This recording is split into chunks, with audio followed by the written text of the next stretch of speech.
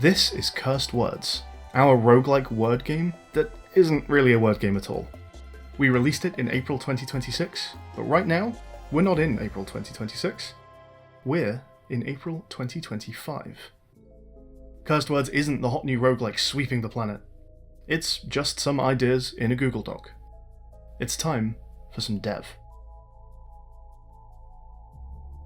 We're making a game about finding words on a grid, so we should probably start by putting some words on a grid. A 5x5 grid feels about right to us. Going much bigger feels like it might open up the decision space too much and encourage decision paralysis, which we want to avoid. Half the game is going to be clicking this thing, so we want to make it viscerally fun to interact with. The grid needs juice. And we're going to add all that juice right now. A signature part of the Buried Things development process is early polish, which is something you might hear other game devs warn against. Granted, there's no point spending your time polishing one aspect of your game to a mirror finish and then, not actually making the rest of the game. There's validity to those words of caution, but for us, we've often found that choosing one fast thing to polish has a few benefits. The main one being, it makes it more enticing to playtest, and not playtesting your game enough is another development trap in and of itself.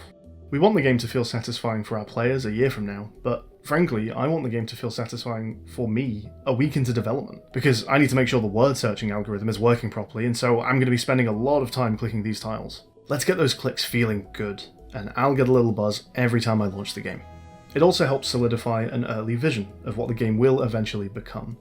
We don't want to work in the abstract for too long, we want the team to have a shared understanding of what the game is, and how it will look and feel as early as possible.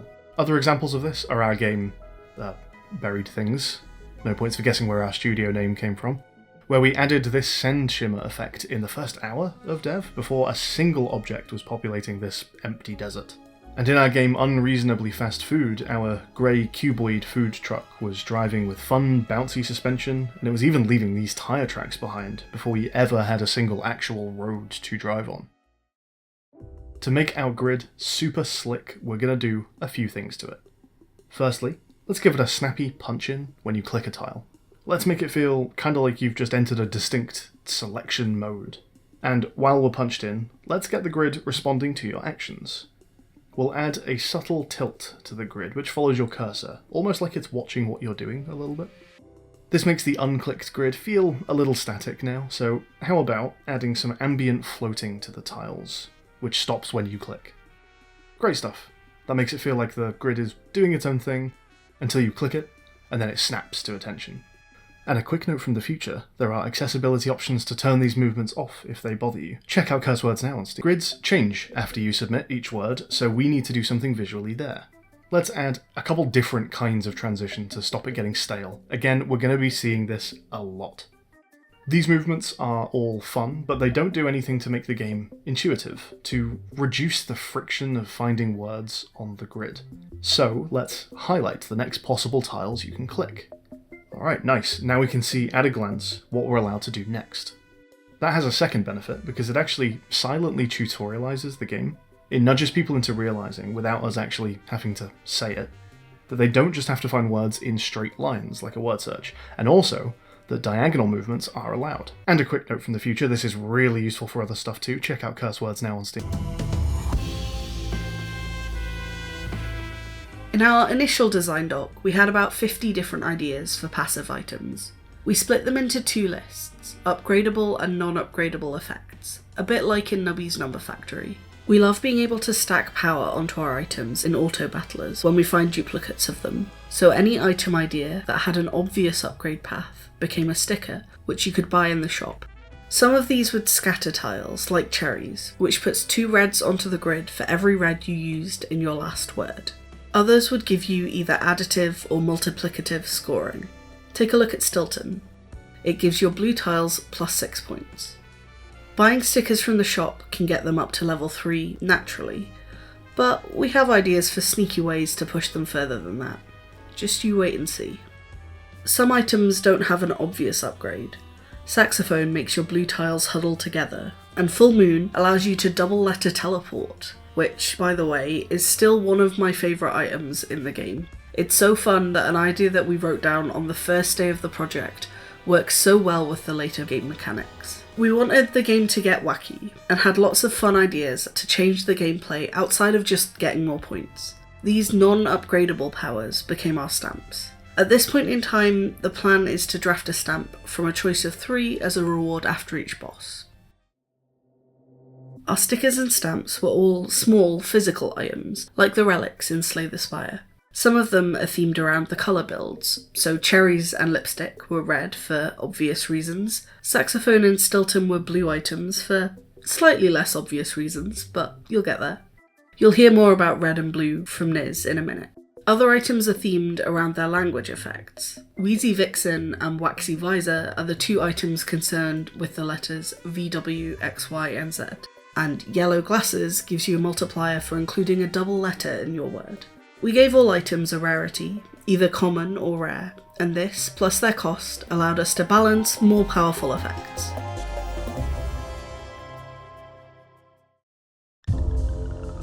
One of the biggest design decisions we made was to try and make the game about positional play. It's not about the letters you use, it's about the tiles they're on, and having to submit a valid word is really just the thing that limits you from clicking all the best tiles. The way we started designing around this was with coloured tiles. The player would be able to scatter some coloured tiles onto their grid, and then buy stickers and stamps that interact with them. We wanted the different colours to feel like their own playstyles, like they had a few different directions you could go with them. So rather than red being a 2 times letter score multiplier, and blue being +5 points or something, we decided they'd have no fundamental base effects on their own, instead having their bonuses dictated by things players buy in the shop. We were thinking of them kind of like the colours in Magic the Gathering. Could red be aggro? What does that mean in our game? Is blue control?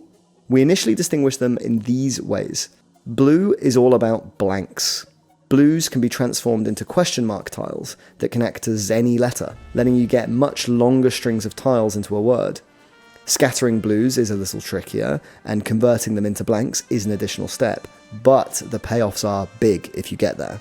Red snowballs, it's a swarm. The more red tiles you use, the more reds will appear.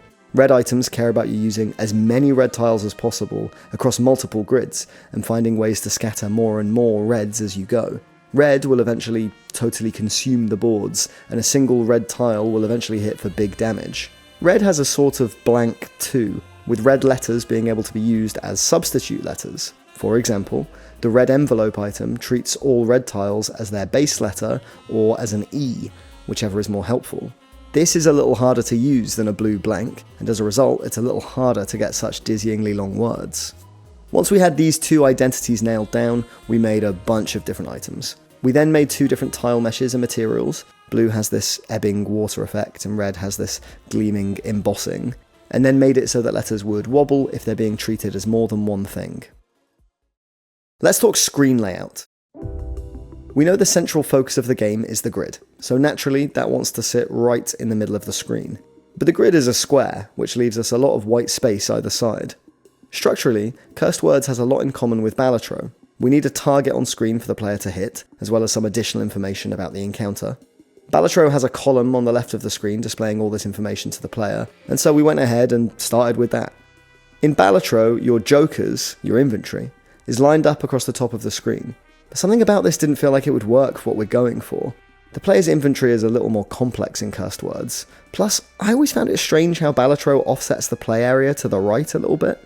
In order to keep the grid nice and centered, we decided for another column along the right to balance the screen space. The 2 columns sort of represented 2 categories. On the left is the encounter information, which in the abstract is kind of information about your enemy. And on the right is inventory information, which in the abstract is kind of information about you. As a result of this, we decided on 2 portrait panels, kind of like you'd have in an old CRPG, one for the player and one for the enemies in boss fight encounters. We filled out the panels with the information we knew we'd need and divided them appropriately left and right. We had a tracker for grids used in the encounter, a word history area, which would be very useful if your strategy ever relied on a previous word, and an inspection box, so you could click anything during play at any point and remind yourself what it does. What is all this about characters, anyway? Balatro doesn't have characters. Nubby's Number Factory kinda doesn't either. This is a genre that often allows itself to be abstract enough to not need characters. They both have a simple mascot, but that's about it. For us though, Curse Words is something of a spiritual successor to our Twitch Plays game, Words on the Street. We have a cast of characters sitting in the back pocket that we've been wanting to show off for a while now. So far, they haven't made it out of the opening cutscene of Words on the Street. We want the game to feel like an adventure. At this point, we're even wondering about whether each encounter will have an area name and environment art. You can see the shop has a placeholder background in it already. So, like Slay the Spire, our characters are classes which specialise in a particular type of build. For variety and strategic flexibility, the plan is that each character starts with a pin, which does two things. And after each boss, you can choose which aspect to upgrade. For example, this pin starts as words with 7 or more letters get a ×2 multiplier, and you can choose whether to reduce the required word size or increase the reward score. Here you can see the lovely upgrade menu. Okay, look, we were busy making the grid look cool. We want the opportunity for gearing choices towards your build to extend to bosses too. It's interesting that there can even be the possibility to spin something usually negative into a benefit. So here you go, boss choice. We don't have an artist in the team yet, so they're all reskins of Michael right now, but hey, we do have a slick transition between scenes now, check that out.